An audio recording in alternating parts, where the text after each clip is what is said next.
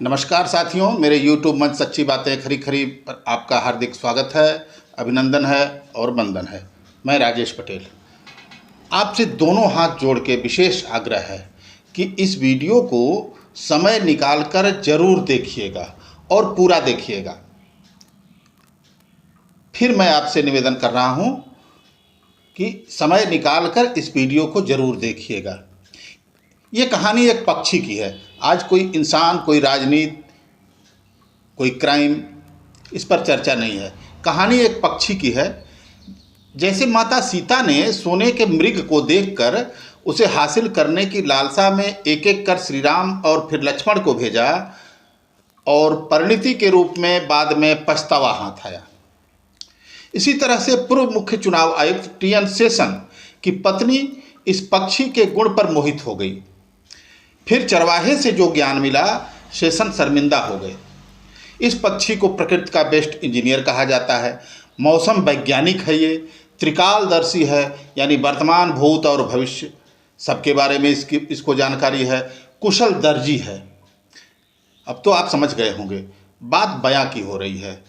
दोस्तों, इसकी वास्तुकला को देखकर बड़े बड़े इंजीनियर माथा पीट लेते हैं। शेषन वाली कहानी आपको पता है कि नहीं? चलिए मैं बता देता हूँ। बहुत लोगों को पता होगा, बहुत लोगों को नहीं पता होगा। टी.एन. शेषन जब मुख्य चुनाव आयुक्त थे तो वो अपनी पत्नी के साथ यूपी में कहीं यात्रा कर रहे थे।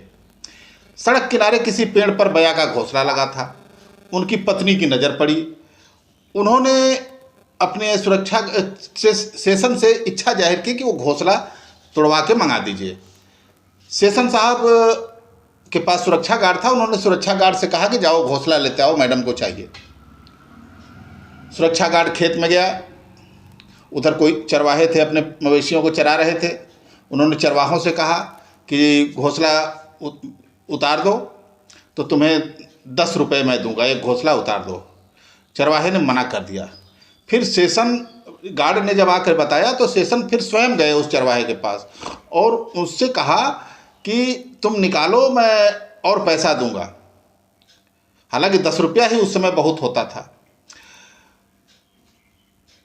शेषन ने 50 रुपये देने की पेशकश कर दी, लेकिन उस लड़के ने कहा कि आप चाहे जितना भी पैसा दे दीजिए, मैं घोंसला नहीं उतारूंगा। शेषन ने कहा क्यों? तो लड़के ने कहा सर, इस घोंसले में चिड़िया के बच्चे हैं। शाम को जब उस बच्चे की माँ खाना लेकर आएगी तो वह बहुत उदास होगी, इसलिए तुम कितना भी पैसा दे दो, मैं घोंसला नहीं उतारूंगा।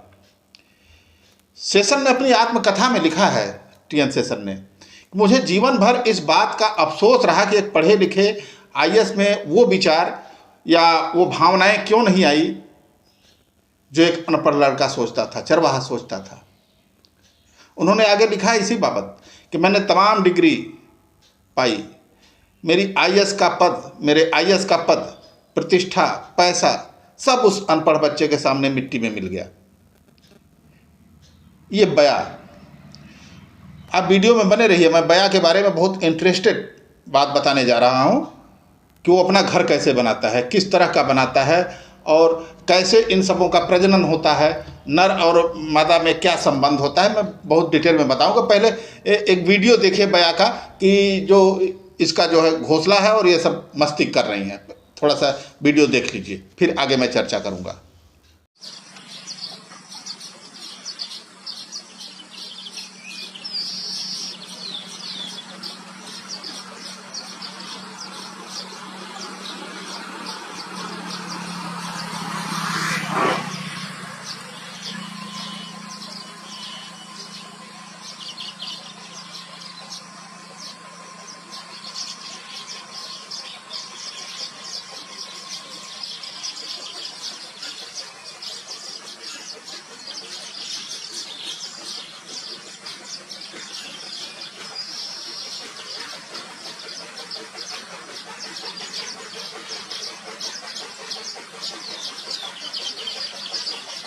साथियों, जैसा कि मैंने आपको बताया कि ये कुशल दर्जी है।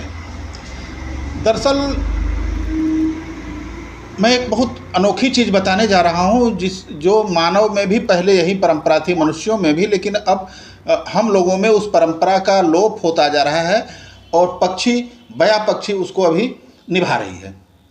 वो कैसे कि पहले बड़े बुजुर्ग हमारे आपके घर जब लड़की की शादी के लिए कहीं जाते थे तो पहले घर देखते थे, उसके बाद वर, यानी पहले उस लड़की के रहने का की व्यवस्था, उसके बाद उसके जो उसका पति बनेगा उसके बारे में सोचते थे, देखते थे, पता लगाते थे। अब ठीक उल्टा हो गया है। पहले लोग जाते थे तो कहा जाता था घर बर ठीक है, लेकिन अब इसका ठीक उल्टा हो गया है। अब पहले वर देखा जाता है, घर से कोई मतलब नहीं, घर हो ना हो, खेत हो ना हो, परिवार ना हो तो और अच्छा है, केवल वर देखा जाता है, पहले वर।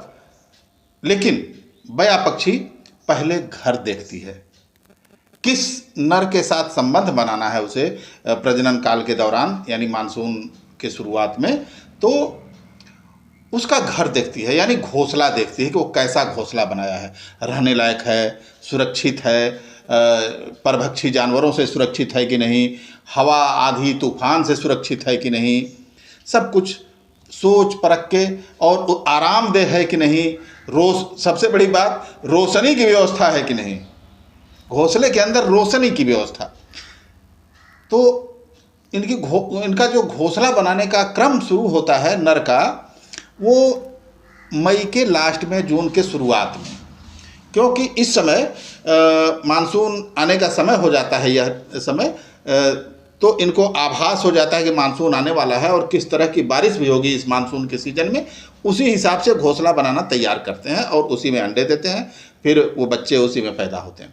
तो नर पक्षी, मैं घोंसला बनाने की प्रक्रिया के बारे में बहुत लंबा नहीं जाऊंगा, नहीं तो वीडियो बहुत लंबा हो जाएगा। मादा जब घोंसला बन जाता है तो मादा पक्षी कई घोंसलों में घूमती है। बया की जो मादा होती है कई घोंसलों में वहाँ घूमती है, उसमें घुसती है, कै तल्ले का है, कितने कमरे हैं उसमें, रोशनी की व्यवस्था है कि नहीं, कितने दरवाजे हैं, चोर दरवाजा है कि नहीं, सारा कुछ वो देखती है। और जो घोंसला उसे पसंद आ जाता है उसी घोंसले में वो बैठ जाती है। फिर जो नर उस घोंसले को बनाए होता है उसके साथ संबंध बनाती है, अंडे देती है और बच्चों को पालती है उसी घोंसले में। दरअसल ये घोंसला, कोई घोंसला 3-3 मंजिल तक का बनाते हैं नर, और नारियल के पत्ते और जो कांटेदार पेड़, लंबे पत्ते वाले जैसे ईख, सरपत, इस सब के पत्तों को पतला पतला धागा नुमा चीर कर और इनको ताना बाना के हिसाब से घोंसला बनाते हैं सब। इसीलिए इसको वीवर बर्ड यानी दर्जी चिड़िया भी कहा जाता है। और ये मिट्टी ला के चोंच से में भर भर कर मिट्टी लाते हैं और अंदर पूरा लेपन करते हैं, और लेपन करने के बाद जब मिट्टी गीली ही रहती है तो बाहर निकल के रात में जो जुगनू होते हैं उनको पकड़ पकड़ कर लाकर उसमें चिपकाती है। जुगनुओं को खोजना आसान काम नहीं होता जब ये घोंसला बनाती हैं, उस समय बारिश शुरू नहीं होती है, लेकिन गर्मी में भी और रात में ये निकलते हैं सब जुगनू खोजने के लिए। मतलब वो चमकता है तो इनको दिखाई देता है कि कहाँ पर है जुगनू, वो जाता है और पकड़ के लाता है, उसमें चिपका देता है। जुगनू मरने के बाद भी जब तक पूरी तरीके से वो नष्ट नहीं होगा वो चमकने वाला भाग चमकता रहता है। कई जुगनू ला के एक एक कमरे में सटाते हैं तो रात में रोशनी करता है, चमचम चमचम, कोई बारी बारी से चमकता है, तो पर्याप्त प्रकाश उसमें हमेशा रहता है उनके घोंसले में रात में। आप कभी आपके आसपास यदि घोंसला हो बया का तो आप रात में जाके देख सकें तो उसमें से रोशनी छन के आती मिलेगी और चिकना रहेगा। घास फूस गद्देदार बनाते हैं सब पहले बुनकर, उसके बाद उसमें मुलायम जो मखमली घासें होती हैं, दूब वगैरह ले जाके उसमें बिछा के फिर ऊपर से मिट्टी का लेपन लगाते हैं। और एक दरवाज़ा या एक से ज़्यादा दरवाजे उसमें जाने के लिए होते हैं और दरवाज़ा निकलने के लिए होता है। एक उसमें कई मंजिल होता है, जैसे उसमें सांप वगैरह यदि किसी कारण से घुस भी जाए तो जहाँ अंडा बच्चा रहते हैं वहाँ तक वो नहीं पहुँच पाएगा। ये गारंटी है उनकी वास्तुकला की और उनकी बुनावट की। एक चीज़ और बया पक्षी के बारे में कि इनको ये त्रिकालदर्शी हैं, इनको भूत वर्तमान भविष्य सब पता है। तो इनको आने वाले जो जो मानसून आने वाला है उसमें बारिश कैसी होगी, कितना अंधड़ आएगा, इसका भी आभास रहता है। तो ये जिस भी टहनी टहनी पर लगाते हैं पेड़ के, तो ये इसको टहनी मान लीजिए, यदि यहाँ लगाएं अंतिम छोर पर, जो सबसे पतला वाला हिस्सा होता है अंतिम छोर पर लगाएंगे, तो मान लीजिए कि बहुत ही हल्की नाम मात्र की बारिश होगी। किसान इससे अंदाज लगा लेते हैं। अगर बीच में हुआ सेंटर में, तो बारिश औसत होती मानी जाती है। और इस साइड में हुआ जहाँ से मोटी डाल से वो टहनी निकली है, अगर वहाँ उसके इर्द गिर्द और थोड़े दूर पर लगाते हैं तो भारी बारिश होने वाली है, क्योंकि वो उससे वो उनका बचाव होगा, उड़ नहीं पाएगा। भारी बारिश में किनारे मोटे तरफ होते हैं तो खतरा कम रहेगा, और ये पानी के किनारे अपना घोंसला लगाते हैं। और बहुत सारी खासियत है इस पक्षी की, लेकिन सबसे बड़ी चीज़ कि परंपराओं को जिंदा रखे हुए एक मैसेज देते हैं कि पहले घर देखो, क्योंकि आज के समय में तमाम ऐसी शादियां देखने को मिली हैं जिसमें लड़की लड़का अपनी मर्जी से, या लड़के के पास कोई स्थायी संपत्ति न हो, अचल संपत्ति न हो, शादी हो गई और बाद में कोई हादसा हो जाता है तो लड़की को पछताने के अलावा कुछ भी नहीं बचता। साथियों, आज बस इतना ही। अगली कड़ी में मिलेंगे किसी अन्य चर्चा के साथ।